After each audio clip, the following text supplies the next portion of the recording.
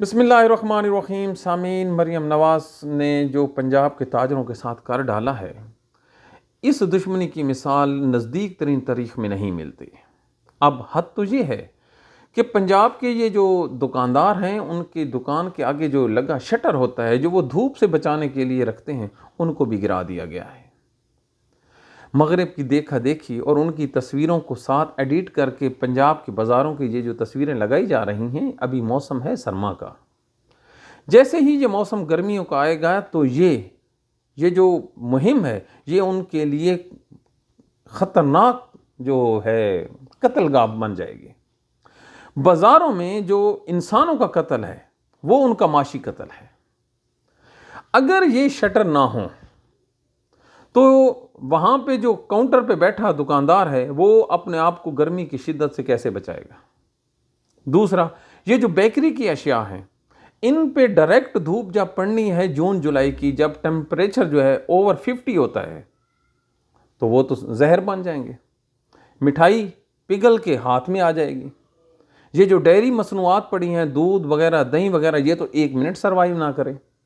آپ لوگوں نے جو بجلی پرووائڈ کی ہے اتنی مہنگی، یورپ میں تو موسم ٹھنڈا ہوتا ہے، وہاں پہ اگر گرم بھی ہو کچھ علاقوں میں، تو وہاں پہ بجلی اتنی سستی ہے کہ وہ لوگ ایئر کنڈیشن کے ذریعے جو ٹمپریچر ہے اس کو کول کر لیتے ہیں۔ بلکہ ان کا تو اتنا زبردست سسٹم ہے کہ دکاندار نہ بھی ہو تو وہاں پہ جو مشینیں لگی ہوتی ہیں، وہ خود بخود پیسے کلیکٹ کرتی ہیں اور ان کا کاروبار چل رہا ہے۔ پاکستان میں، پاکستان کے دکانوں کی تو ایک شان ہے کہ وہ صبح سویرے اپنی جو حدود ہے اس میں اپنا جو مال ہے وہ ڈسپلے کرتے ہیں۔ اور ان دکانوں کے آگے ایک اور مخلوق ہے، ریڑیوں والے۔ کوئی سبزی لگا کے بیچ رہا ہے، کوئی جو ہوزری کی معمولی اشیاء ہیں جو دکان سے نہیں خرید سکتا، سستی قیمت پہ اسی دکان کے آگے سے وہ خرید لیتا ہے، اور اس سے ہزاروں نہیں، لاکھوں نہیں، کروڑوں جو ریڑیاں والے ہیں ان کے لیے یہ زندگی ہے۔ ان کو انہوں نے ختم کر دیا۔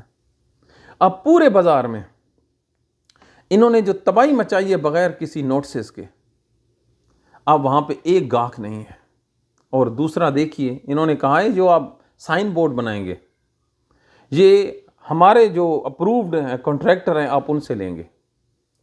اب دو نا، پہلے دکان توڑی، اس کا نقصان، ان کے آگے جو مزدور کھڑے تھے ان کا نقصان، پھر اس کے علاوہ یہ جو آپ نے 1.5 لاکھ روپے 1,30,000 کی ڈیمانڈ کی ہے سائن بورڈ کی، اس کا نقصان، وہ کہاں پہ بیٹھا ہے، اس کو لانا ہے 20-25 ہزار کا سائن بورڈ کو لانے کا، پھر اس کو اوپر انسٹال کرنے کا، یہ آپ لوگوں کی پلاننگ ہے۔ تو میں پوچھتا ہوں، آپ نے بڑے شان سے یہ کمپین شروع کی ہے، اور بدبختو سیاہ چہرے والو، ذرا یہ تو سوچو کہ 1984 سے لے کر 2025 تک تو ساری حکومت ہی آپ کی رہی ہے، 3 سال پی ٹی آئی کے نکال لیں، تو ان جو 20-25 سال ہیں، کن لوگوں نے انکروچمنٹ کروائی ہے؟ آپ لوگوں نے نا۔ تو سب سے پہلے گناہگار تو آپ ہیں، جب آپ نے ان لوگوں کے گھروں کو قبرستانوں میں بدل دیا ہے۔ ان لوگوں نے پہلے آپ لوگوں کی اماں پر، آپ لوگوں سے مراد آپ کے جو سرکاری عہدیدار ہیں نا، کس کو آپ نے ڈسمس کیا ہے جی؟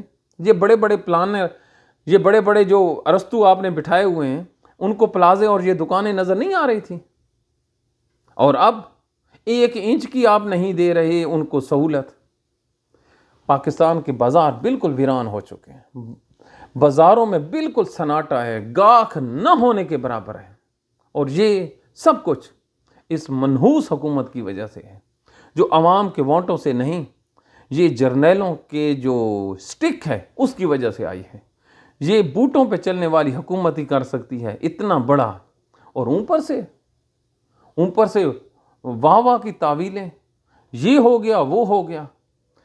یہ پاکستانیوں کے لیے ڈوب مرنے کا مقام ہے کہ ایک ان الیکٹڈ اور ان سلیکٹڈ ایک دھاندلی زدہ جرنیلوں کی حکومت نے لوگوں کے کاروباروں کو برباد کر دیے۔ اب جائیں نا کسی ریڑی والے کے گھر میں، وہاں پہ بھوک اور فاقے ہیں، لیکن ان کے لیے تالیاں بجاؤ کہ انہوں نے بہت اچھا کام کیا ہے۔